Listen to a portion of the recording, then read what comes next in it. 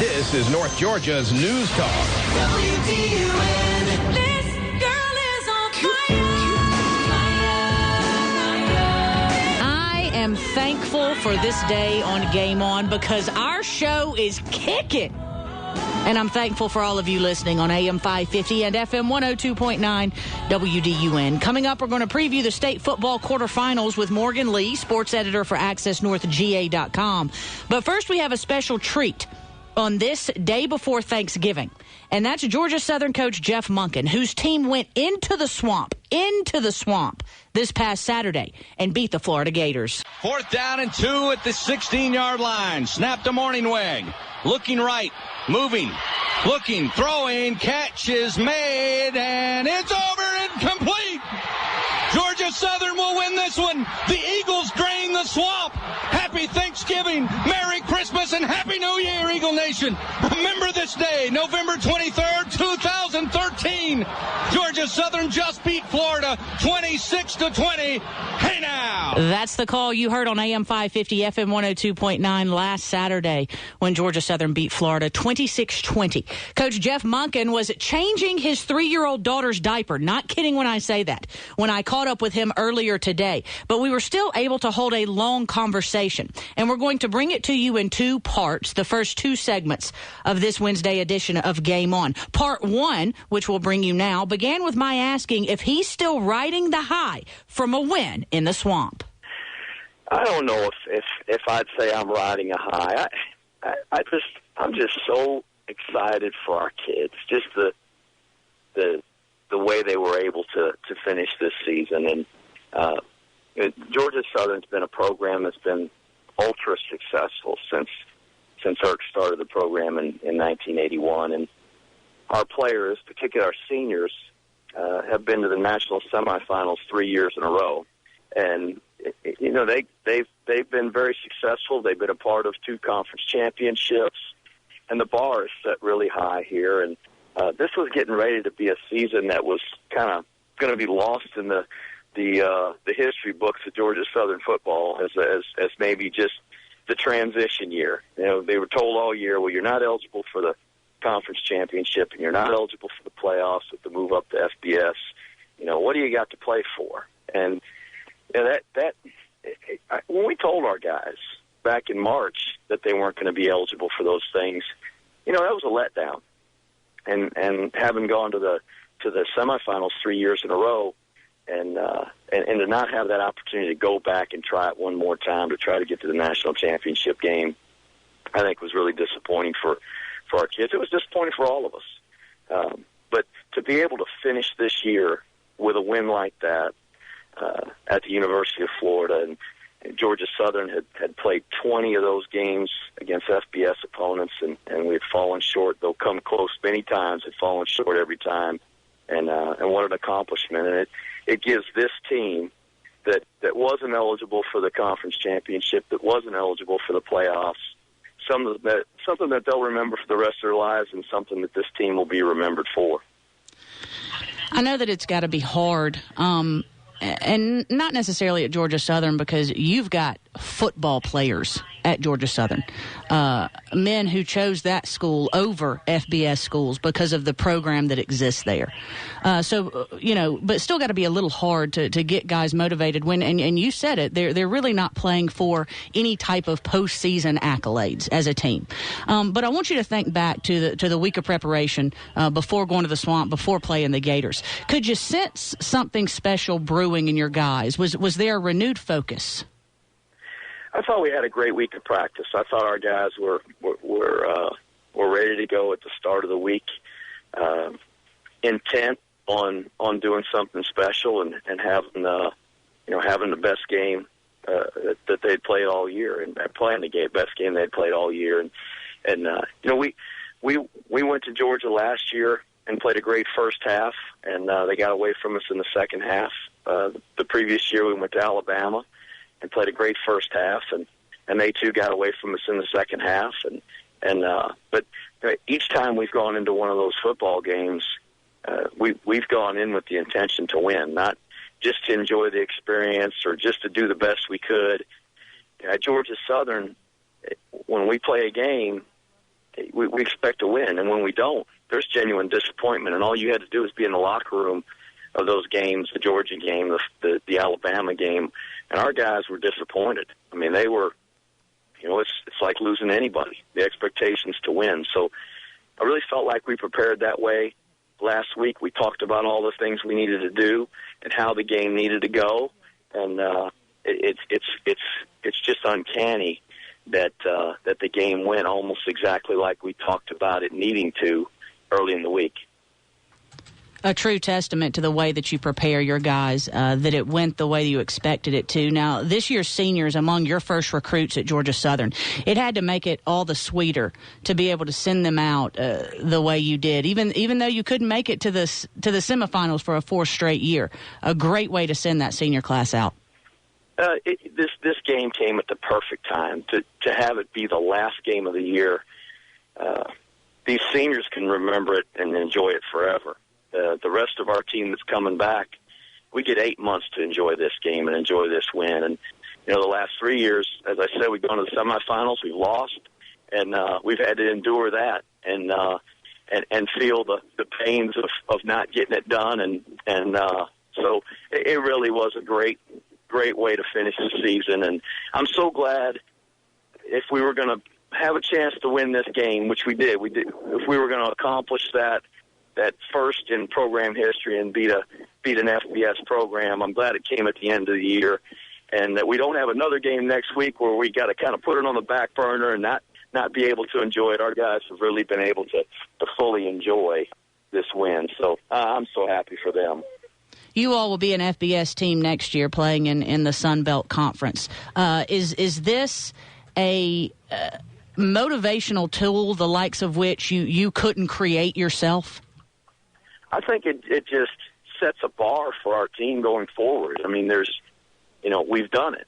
We've beaten a BCS program. We've beaten one of the most well-respected football teams and football programs in the nation. So when we go into FBS football next year, we open up at NC State. There's no doubt in our guys' minds that we're capable of beating a team at that level. We've done it.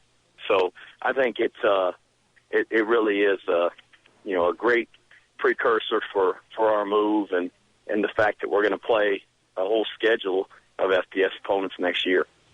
Now, Coach, we're going to have some fun here. I want to play something for you. It's about a 14-second clip, and then I'm going to come back, say a little something about it, and I want your reaction to it. So here's the clip I want to play for you. I can't talk right now. I don't have any voice left. I've never been so proud of anybody in my entire life. The name of this team, they have fought the whole year on all kind of odds, and they proved to the world that we are the real thing. Now, Coach, that was President of GSU, Dr. Brooks Keel, on the field at the Swamp, care of Georgia Southern Radio Network, on the field right after the game ended, and he's speaking to one of the broadcasters. What is your reaction to that clip? That's got to make you feel pretty good. I heard that for the first time last night, and I started clapping and cheering when I heard it. We've got the greatest university president in the nation. He has just been tremendously supportive of our football program, just so supportive of me and our efforts to get Georgia Southern football back to national prominence. And there's nobody more proud. There's not a bigger fan than Brooks Keel. And, I mean, we were all celebrating like that. We all felt like, we were running around like little kids out there. It was a lot of fun. That's what the game's supposed to be all about, though. That's why it's a game, and what a wonderful feeling for you all and for anyone actually watching that game or that saw the outcome nationwide. There were a lot of happy folks, even if they weren't Georgia Southern fans. Trust me when I say a lot of happy folks seeing a team like Georgia Southern beat a program like Florida. I want to go back to this season as a whole quickly. 19 scholarship players were out this year. Am I right about that, out to injuries at some point? We had, what a year. We were decimated by injury, and it started the week before preseason camp. Robert Brown, who had been a 1,000-yard rusher for us, was set to start in a running back position for us. was medically disqualified for multiple concussions. He was out, and it really kind of changed our thought in terms of, what's the lineup going to look like? Who's going to be the guys that we're going to line up with the slot and at D-back and at quarterback? And we got into camp. We had a lot of guys that we felt good about at the running back position. We got into the start of the season with some veterans. We lost two freshmen, Irv Huggins and Nardo Govan, during camp, one with broken ribs, one with a torn labrum in his shoulder. Now, they both ended up coming back about week 5 and 6. But along the way, we lost Dominique Swope, who was a 2-year 1,000-yard rusher. We lost James Dean, who was his backup. William Banks was kind of nicked and dinged. Now, he finished the year for us as well. But we lost a starting right guard, and we lost the starting tight end, and we lost 2 starting linebackers, and we lost a starting player in the secondary and 2 starting defensive linemen. And, it just – and each time we'd get one at one position, it seemed like another guy at that position would get hurt, and the list would start to grow. And at one point, the top 4 B-backs, which is the feature back in our offense, were all hurt. They were out. And we were getting ready to start our 5th-string B-back, and, that makes your offense different. And, we found ourselves, looking at some lineups at some times that, gosh, there were guys that, we didn't anticipate them hardly playing at all, and they're in starting roles. In back-to-back weeks, we had 2 kids start on the offensive line that had been the scout team player of the week before. So Raymond Kluge started and played an entire football game against the Citadel. 2 weeks prior, he was the scout of the week, so he was running off the cards for our defense. And then the next week, Jeff Ward, he started and played the entire football game. He was the scout of the week for the Citadel game.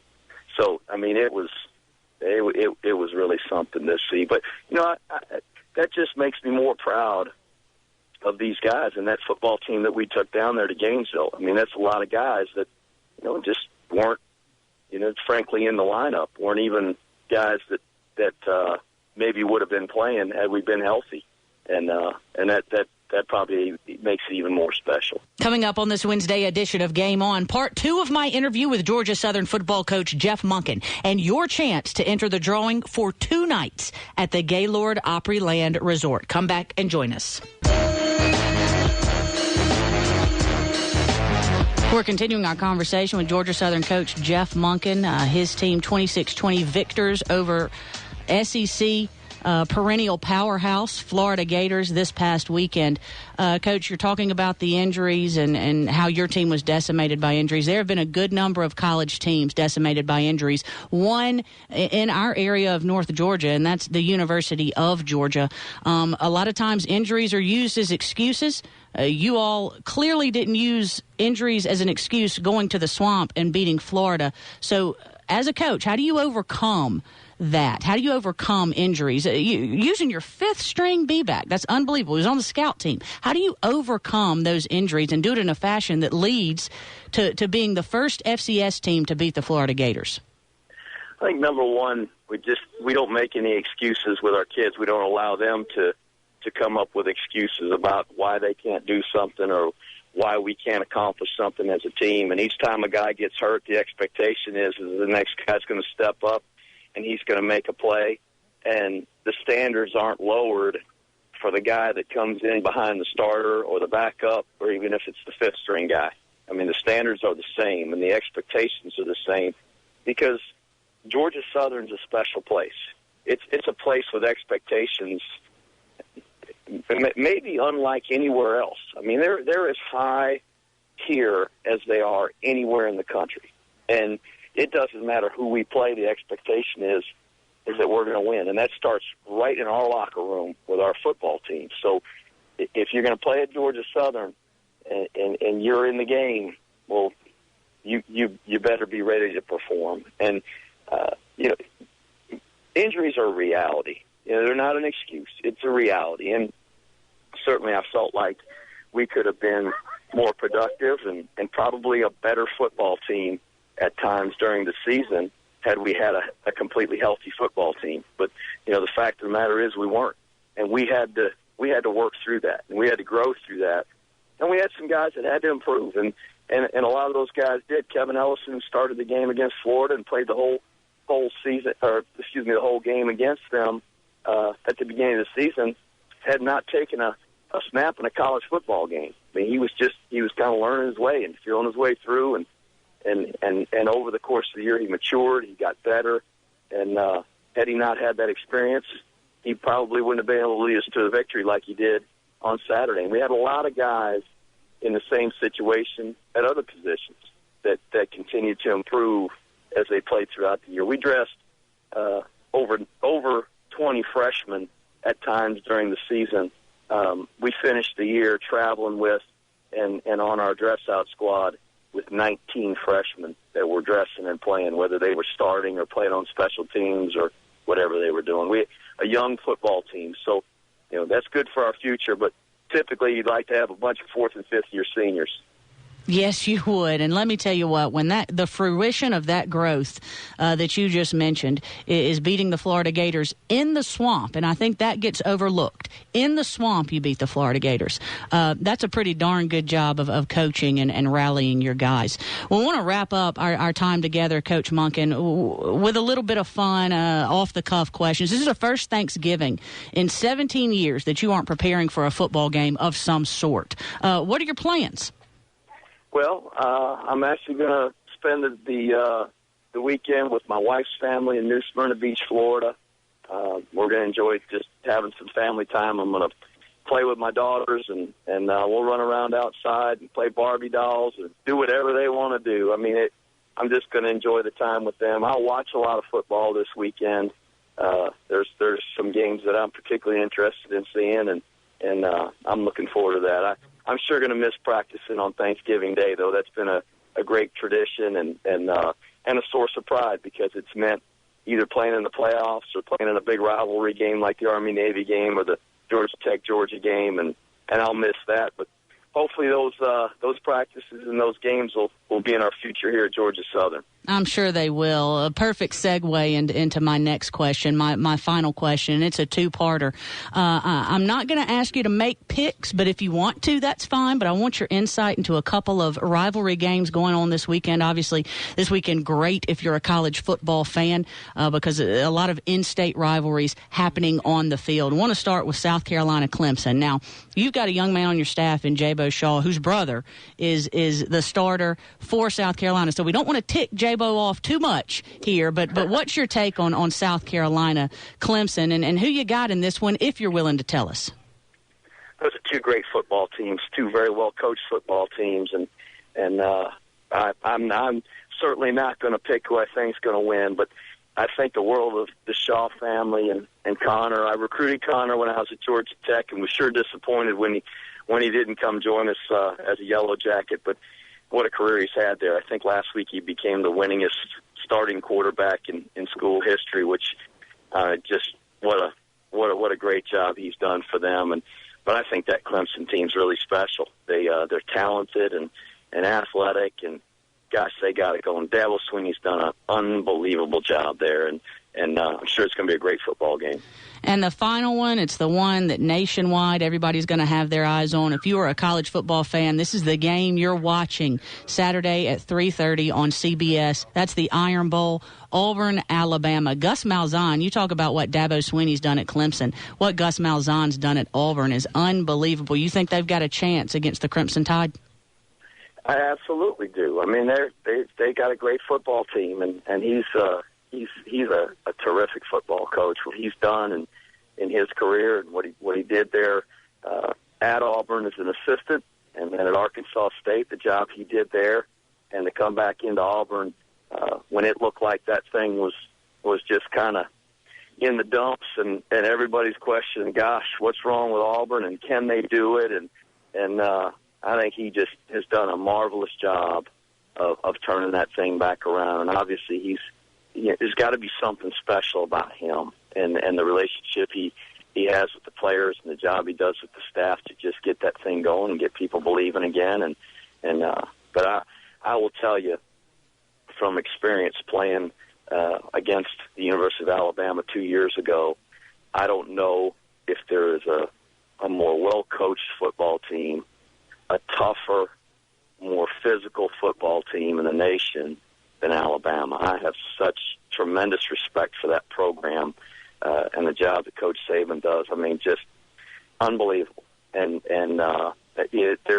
they're a program that I think everybody that watches college football and everybody that coaches college football admires the job that they do and the team that they have, and just, gosh, they are something special. So that's going to be a great football game. And in any rivalry game, it's true, you can throw the records out. There's going to be a lot of emotion, and with great emotion and precise execution, and anybody can play a great football game. And those are two outstanding teams, and it'll be fun to watch that one. What dynamic perspective and insight, and we appreciate you giving it to us. Coach Monken, I tell you, I couldn't have been prouder to be from the state of Georgia, watch you all beat Florida in the swamp, and we really appreciate you being with us on Game On. What an honor to talk to you. I hope you have the happiest of Thanksgivings. Oh, I got a lot to be thankful for, and I appreciate it. I'm so proud of our team. You know, they fought their hearts out, and they played really, really hard. They played Georgia Southern football, just the way we hope they will every week. And you know, what's special about going to a place like Florida for guys like ours, it's where they've always dreamed of being as college football players, the biggest stadiums and the biggest teams. And you know, they played their best football on Saturday, and I'm glad they did. It was a lot of fun. I appreciate the opportunity to be on and enjoy the games this weekend. Hey, Brian, how many batteries does it take to beat the Gators in the swamp? I don't know, KDB, how many? 1 AA. That's all right, not bad. All right, Coach Jeff Monken, a contender for the Liberty Mutual Coach of the Year Award. You can vote at coachoftheyear.com. Make sure that you go do that. 38-16 he is at Georgia Southern, a 70.4 winning percentage. When we come back, we're going to give you a chance to enter to win for the ultimate Christmas giveaway. We're sending 2 people to the Gaylord Opryland Resort. So have your fingers ready to dial us up. That coming up next. And we're going to be joined by Morgan Lee, sports editor for AccessNorthGA.com. Talk a little high school football playoffs. This is Game On. Come back and join us.